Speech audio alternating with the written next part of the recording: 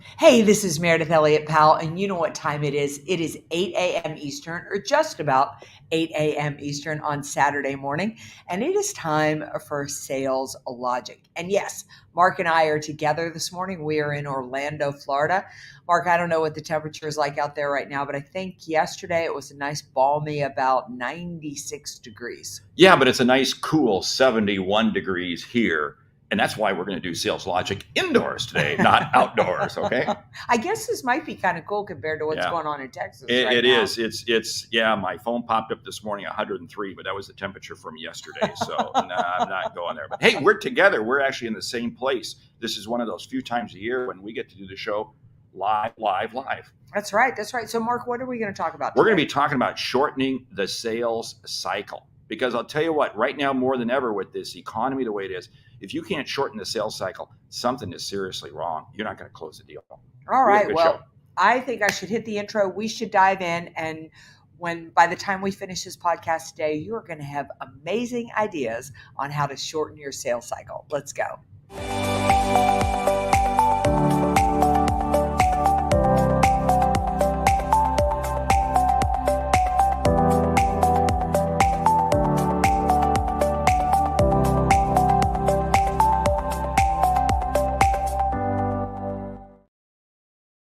All right. Once again, 8 a.m. Eastern time for Sales Logic. Now, before Mark dives in and tells you everything that we're going to cover today, I always like to talk about how the show works. We kick off with a question from you, the audience. So if you ever want to be a part of Sales Logic, just reach out to Mark, reach out to me, or send us your question at saleslogicpodcast.com. We cover a hot topic, we recommend a book, and because we want you to leave with return on investment, we close out with a lightning round. So, Mark, what is on tap for today? Okay, the topic we're going to be talking about is how to shorten the sales cycle. The question comes from Bernardo in Lisbon. He says, I'm a sales leader that tracks data very closely. In the last 6 months, our sales cycle, the time it takes us to close a deal, has been ticking up, taking longer to get customers to commit or sign the deal. Why? What are we doing wrong? How should I advise my team? Is this okay or normal? Yeah, well, first of all, I'm coming your way in September, so let's get together in Lisbon. The second is no, you're not doing anything wrong. This is typically normal in the sales cycle. It's almost like sales is almost like exercising or trying to lose weight or something. You plateau every once in a while. It's not your fault. It's that the marketplace is shifting. So I would say, as a sales leader, calm the team down by helping them understand they're not doing anything wrong. It's just time to relook at the strategy and start to talk about what's working and what isn't working. And this should be built into your regular review. And I'm going to say there are some things that can impact the length of the sales cycle, because you may not realize it, but you may be dealing with people further up the food chain or lower in the food chain, and they have a different decision-making cycle. You may be also dealing with companies that are in different ends in terms of their fiscal year. I see a lot of industries right now that, as we're ticking into the second half of the year, they are tightening up their budgets. So they're being a little bit more discretionary in terms of how they spend their money, which is going to link to them. But others are saying, no, we're making decisions faster. So there can be nuances in your sales cycle, but I applaud him for measuring it, because I think it's a metric you've got to measure. I agree. I mean, how long does it take to close a deal is definitely a metric that that you should be measuring. I want to say, though, the reason that this is normal is you're in Lisbon, you're in Portugal, we're here in the U.S. Europe is a bit ahead of us in starting to feel the pinches of this economy. It would make sense that the sales cycle would slow a little bit because the economy is starting to slow a little bit. And even when the economy, even if it has a fraction of a close, kind of what to Mark said, people pause. They start to think. They're rethinking their budgets. They're rethinking their goals. They're rethinking how they're spending money. So the decision-making process is slowing down. So you may change some things in your sales cycle, but that may not even speed things up because we're in a pocket of time where the sales cycle will naturally slow. Now, the beauty of that, it's not going to last forever, but understanding why things ebb and flow is really important. And it's important to keep the team going through that. Now, there's something you got to look at in terms of sales cycle, because there's a second metric within the length of the sales cycle that you have to look at, and that is the number of touches. This is absolutely key, because is the sales cycle lengthening, but the number of touches is not increasing, or is it increasing? Now, what's the impact on this? The impact on this is if you're having to have more touches, more communications, more meetings, more conversations. Now, guess what? There's something happening. There's something there, which means we're not articulating the value proposition well enough or having meetings with the right people. If, however, you're not seeing any increase in the meetings and it's just taking time, then there's something that's changed in their back end. Now, again, two things could happen. Either we are not clearly articulating something that's really at the top of the food chain in terms of priorities they need to change, or they truly have changed their buying process. Which leads to such a great point. When you feel your sales cycle slowing down, whether you, even if you're one of our listeners who doesn't measure it, you just haven't gotten that far down in your sales process, you feel it, I mean, we all have that heartburn that goes, oh my God, I haven't closed a deal in 3 weeks, I'm going to go broke, we're going to be on the street eating beans and rice. First of all, that is the first clue that I think you're making such a great point, that their pain point has shifted. That needs to shift your value proposition. Think about it. If you're still pitching the same thing you were pitching in December of 2022, you're out of date, because the problems that your customers are facing are different. We're filming this in July of 2023, and the pain points have shifted. Well, and this comes back to a question that you need to be asking every customer very early on. How have you made decisions like this in the past? Now, the reason I like that is because some people say it's a hardball question. I think it's a softball question, because you're just asking them to articulate how. And then you ask them to follow up. So what do you think might change in terms of how you make that decision going forward? You actually give them the opportunity to tell you why, because this is going to help you understand what are you going to have to do to be able to close the deal in their world. Now, this is especially key in complex sales, because in complex sales, you truly are creating a partnership. A complex sale is one where there's an installation process, there's integration, there's people involved on both sides. Guess what? That's going to require a tremendous number of engagements from other departments. See, so sometimes when shortening the sales cycle, it's only because, part of the integration, part of the startup, part of the implementation just can't take place because of changes that have occurred in of the customers. You got to get those out on the table. Absolutely. All right, the sales guru. In fact, I need to say congratulations to Bryn Tillman and to our own Mark Hunter for being named like sales gurus by Selling Power magazine. Was that right? Selling Power came out with that. Yeah. Recently. So that's cool. Congratulations. That's neat. Always, if you do not follow Bryn, you need to follow Bryn. She is nobody knows social selling better than she does. And she says a few things that she does is she socially surround all of the influence in the sales process, ensuring you are building rapport and sharing insights. So important to get all the people who influence and are involved. Use case studies. So good that case studies make people feel confident, and be a trusted advisor that is helping them solve a problem, not selling a product. I mean, really, really great advice there. Go ahead. No. I was gonna say, Bernardo, one of the things that I really think is probably happening is when the sales cycle starts to slow, we have to get anybody who is not our ideal customer out of the pipeline. You have to get more protective of choosing the right prospect. Here's why. Because business grows in a tight economy from the inside out. Mark and I have already told you that people hold on to their dollars. They hold on to their decision-making process just a little bit more tightly. So that means that even if I come in to sell Mark and I'm amazing and I have the best advice ever, if Mark has never done business with me before, he is going to turn around and ask somebody that I do business with what it is like to work with me. And if I have not made that person really, really happy, the chances that I can close a deal with Mark are far tougher. See, I'm going to challenge that. We are in what's called the Yelp selling mode. Yelp reviews, right? How many times do you buy something that you get a review? You go out online, you look at restaurants and so forth. We happen to be here in Orlando.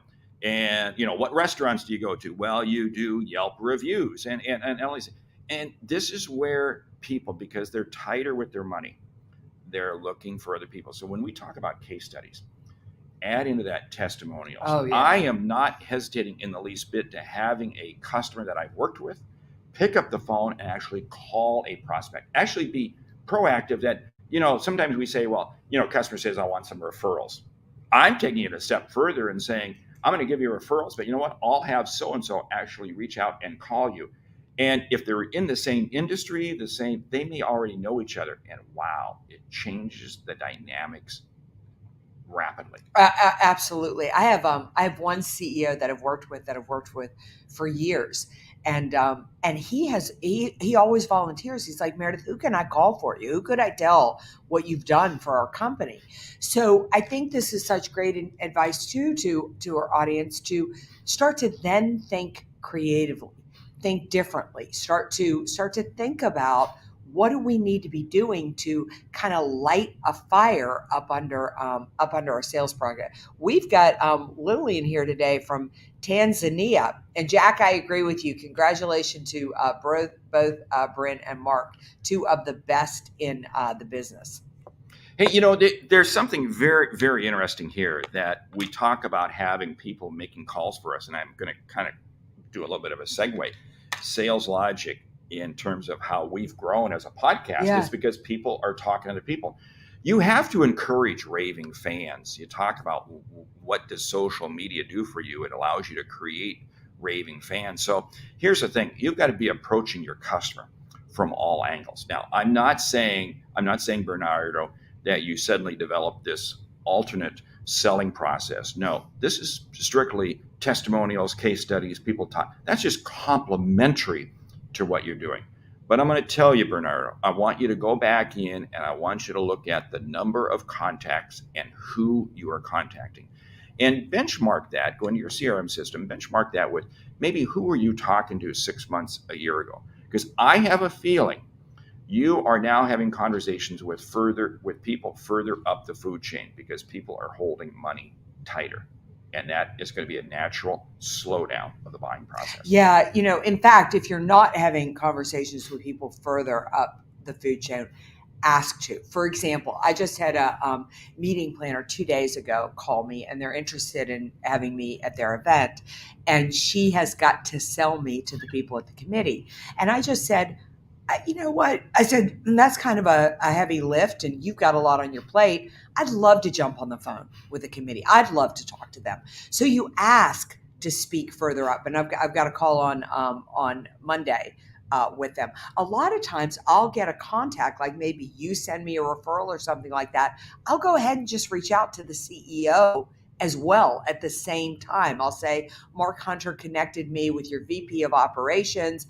I'd love to learn more about your company. Reaching out, I'd love to connect with you too. So just take that step. In today's marketplace, the CEO and the CFO are mining the budget for what stays and what goes. Get yourself into that conversation. And I'll tell you what, we could do a whole session on this one. We could, in terms of just having conversations with people. Last night I was at dinner with a very good friend of ours, Sherry Leviton. Yeah. And we were talking about evolutions in business and where our business came from. And it was amazing. The two of us both tracked much of our business back to the same individual, Jill Conrath, in Minneapolis, Minnesota. Wow. We could both track our because, and it wasn't just necessarily directly from Jill, but it was, she introduced us, somebody introduced us, it just, this food chain of introductions.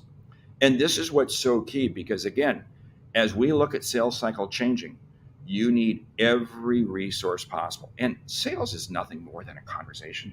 It's two people connecting together, just having a conversation. Yeah, I agree.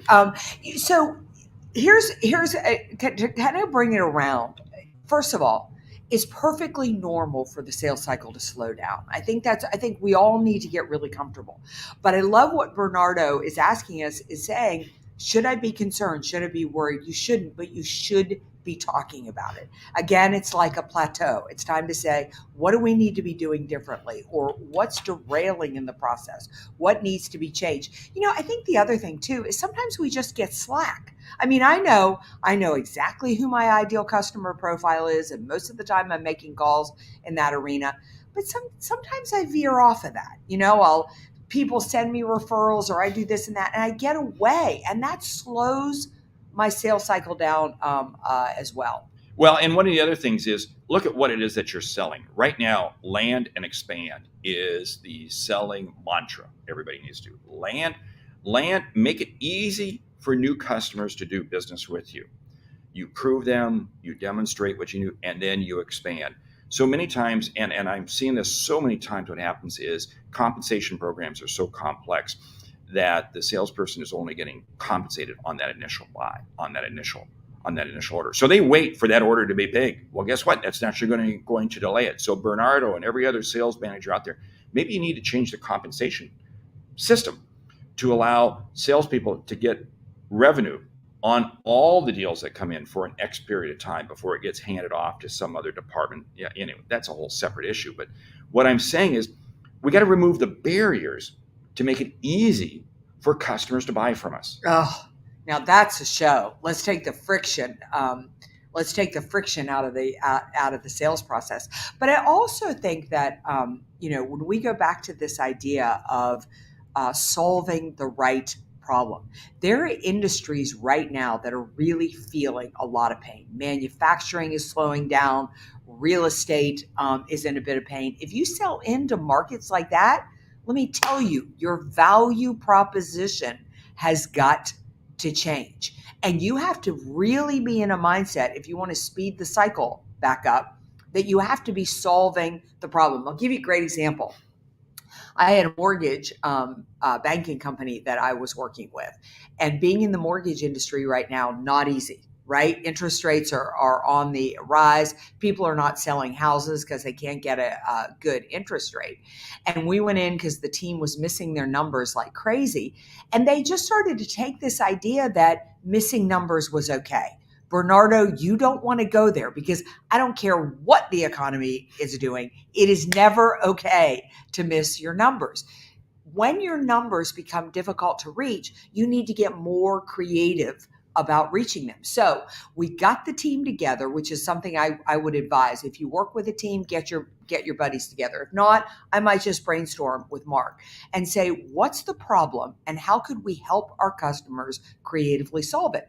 So the problem was the fact that people are afraid of interest rates. They don't want to take out a mortgage right now because they're thinking, I don't want to be stuck for 30 years at a 6 or a 7% interest rate, and then interest rates fall and I'm just kind of stuck. Now, I'm not going to tell you how we solve the problem because that's the protective information of my client, but it is brilliant. And ever since we had that creative strategy with the team, taking what is the biggest problem in the mortgage industry right now, that team has not missed their number in months. What are their competitors doing? They are missing their numbers. So I don't care what headwinds are in front of you. If you understand the value proposition, you creatively solve it, you are going to speed the sales cycle back up. And that means understanding the outcomes that the customer, because again, the outcomes that customers receive from what it is that you sell vary depending on what's going on in their marketplace. And you've got to be having that level of communication continuously with your customers and others. This is why relationships and conversations, you and I speak to a lot of people in our space and we hear different things. What's happening in the meeting industry, what's happening with companies, what's happening with associations, and what does that do? It allows us to really understand how to craft that outcome. And again, because customers don't want to buy anything. They don't want to buy. What they will do is they will invest because they need to achieve an outcome, a solution. And you know what? Right now, people are paying to alleviate the pain far more than they will to accentuate the gain. Yeah, I agree. I want to call out Dan here. Thanks so much for joining the show. I'm going to be speaking in Elizabethtown later this month, I guess, in about a week or so. So I look forward to meeting you in person. Oh, John Register. If you do not follow John Register, you should. Amazing, yes. amazing guy. He's got a new pot. He's got a new show he's doing. Absolutely check it out. It is absolutely fantastic. Yeah, but I love, does shortening the sales cycle mean lengthening the building of relationships? Such a good question, John. I'm not going to say lengthening. I'm going to say deepening. Okay, because we may not have a ton of time to build. Like, I don't want to build a relationship for years to shorten the sales cycle. That's not going to work. But there are things that you need to be doing to establish that trust quickly, which deepens the relationship. Authenticity, trust, transparency. I'll go back to my mortgage banking client. The last thing we wanted to do was go in and try to sell people that a high interest rate is a benefit for them. That's going to ruin the relationship. So you deepen the relationship by listening to people, by focusing more, this is so key, on ensuring that you understand them, not that they understand you. What builds trust in a relationship is how much does this person really understand my industry and my personal pain right now, and cares about helping me expand it. So it isn't about lengthening time of relationship, but it is about deepening. So you bring up such a great distinction there. Harvey McKay, our good friend, has a great, you dig your well before you need the water. Mm-hmm. And I'm going to throw a bomb right in the middle of it. You do not shorten the sales cycle by cheapening your price. Boom, bomb. You change your sales cycle by changing the outcome you create, and that is not correlated to price. Anybody can cut price. You cannot cut your price and expect to achieve prosperity. You might be able to survive, but let me tell you something. It's a slippery slope, and it's going to end very poorly for you. Yeah, I love what Bryn. When we went back on how I asked to go up the food chain. I love that you caught that, and because I think this is so important. Do not ask to go over your contact's head. I mean, you want to talk about not deepening the relationship, not creating trust. It is about creating a way that going up the chain adds value to the current relationship, that you're not doing it to them, you're doing it for them. And that's how you go up the chain. So great catch there. And I wanted to bring it out because I didn't want that to go past anybody. Wow. Hey, time is moving along here. Great show. Great audience. I think we're going to come back and talk about this topic more, especially as the economy continues to change. And I'm going to give Mayor credit. She's always talked about I'm the optimist when it comes to the economy. And I guess all economists are now saying there's a more than likely chance of an R, I can't say the word, in 2024. So maybe we'll do some shows to prepare people for that. I don't think we'll be there. Boom. Well, no, it's a matter of, I called 2 months ago. I said we were coming to the end of the great resignation. They're now out there saying that the great resignation is coming.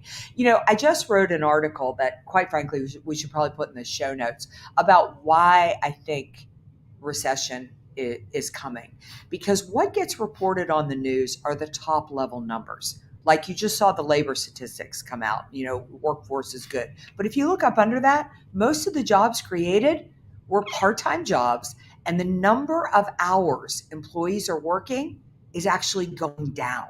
So I don't think of myself as a pessimist. I think of myself as a realist, because when you grab the actual numbers and you go, okay, it's a recession, big deal. My customers actually need me now more than ever. So I'm a big believer of really understanding the data. How I add value to my customers is by understanding what's going on in the marketplace. If I deeply understand it, we can all get ahead of it. So we have to use the R word, but I do think we're going there. But it doesn't mean it can't be your best year on record. Okay, so Meredith and I, we will make a bet on this. We will have an over-under number on the R. Okay, Sounds good. We will set that up in this week. Here's the whole thing. Mayor brought up an interesting point. You got to look under the numbers. Whatever your number, Bernardo, sales cycle is a length thing. Look under the numbers. Any good sales leader, you have to look at the numbers behind the numbers, because if you look at the numbers just on the surface, they can easily lead you in one direction that is totally false. Hey, we got to get to our book today. Mike Kaplan's Secrets of a Master Closer. Now, you selected the book. I have not heard of it, so I guess I got to add it to my reading list. Yeah, I read it a while ago, and what I love about Secrets of a Master Closer is I'm going to be honest, I hate the title because it makes it sound like closing is a thing, and I don't like it set up. But Secrets of a Master Closer is really about the fact that you start closing the sale right at the beginning of the call. How you're famous for saying this, how you begin the call is going to dictate the relationship. But Bernardo and any listener today, if you are not closing deals as fast as you need to close them, it isn't about a sentence, it isn't about a line, it isn't about the art of the close or something like that. It's about going back to the beginning of the sales process and making sure that you're putting your way, that the steps that would lead to the close are accurate and correct. Great. Ready for the lightning round? I am. Top 10 ways to negotiate a deal. You're on the clock. Go. Top 10 ways to negotiate a deal. Number 1, start by really, really listening and understanding what is important and matters most to the customer. Well, you already stole one that I was going to say, but I'm going to build on it. Don't start negotiating until you know the specific outcomes, the specific reasons why the customer needs this product or service. Yeah, I would say that don't go into a negotiation looking to win. Go into a negotiating looking to make it a win-win. It isn't about defeating somebody or getting what you want. It's about making sure both people come out okay. Never negotiate with a person who can't give you a yes. If all they can do is give you a no, you shouldn't be negotiating with them. Yeah. Be really clear on what you want from the negotiation. What are your non-negotiables, for lack of a better way to put it? What do you have to get out of it? Understand what is the customer's timeline. It is amazing when you line up time and money. It's amazing. Now I've got 2 factors that I can really leverage. Yeah. And when is the negotiation not good for you? Like when it goes past a point, when is it not worth it to you and it's better for you to walk away? In the last one, I said time and money together, but you know what? It's really about time, because it's not about money, your money. It's about the customer's money. You leverage that by understanding why, if they should delay another 60 days, how much more is that going to cost them? That's how you leverage a deal to negotiate. Yeah, work on your own confidence, in the sense of really understand what's important to you, what values to you, and have enough moving through your pipeline that if this negotiation doesn't go your way, you're okay walking away from it, but you have to be confident going into it. I don't like it when you go first, because you steal everything I'm going to share. Oh, sorry. No, I'm going to say this. It is amazing. You never start the negotiation until you first sell first. Sell first, negotiate second. One of the big problems people make is they race to the negotiation too fast. You sell first, and that's understanding the value the customer's looking for and ensure the customer understands your value proposition. Why don't you share one more? I'll share one more. We'll close it down. Yeah, I would say don't negotiate by lowering price. Negotiate by adding things in. For example, I had somebody who felt my speaking fee was too high, and rather than lower my speaking fee, I threw in books. And they pay the shipping cost for that, but I have my husband's thrilled that I'll get the books out of the house. But what could I add in to add value to it rather than taking my price down? I like that, because you're creating options. So you are changing the price, but something always comes out of it. If you negotiate and all you do is drop your price, guess what you've told the customer? That original price just wasn't worth it at all. So, hey, with that, we want to say thank you for listening to Sales Logic. If you like what you hear, subscribe, rate, and review the show on your favorite podcast app. If something we've said has earned you a single dollar, hey, would you wow, would you tell a friend? Because really it's how we grow when we help you grow. I'm Mark Hunter. And I'm Meredith Elliott Powell. Remember, when you sell with integrity, uncertainty suddenly becomes your competitive advantage. Listen, you have been amazing this week. The one thing we did not mention is Mark and I, we have the Sales Logic Mastermind. Yes. Watch our social media posts. Watch the recording coming out from this. You want to be a part of this mastermind because everything that we talked about today, we're going to go so much deeper inside that mastermind. So look for information coming out about the mastermind, and we kick off beginning of August, right? Yeah, and we had kind of a little bit of a sneak session just last week with a few select people, and it was outstanding. Yeah, we it was had a really great conversation. Yeah, so much value in it, so much content. Look in your email, check social media, but we want you to join us. That's right. All right. We'll see you right back here next week. Unfortunately, Mark and I won't be together, but we get to be with you. So we'll see you 8 a.m. Eastern next Saturday for another episode of Sales Logic. See you next week.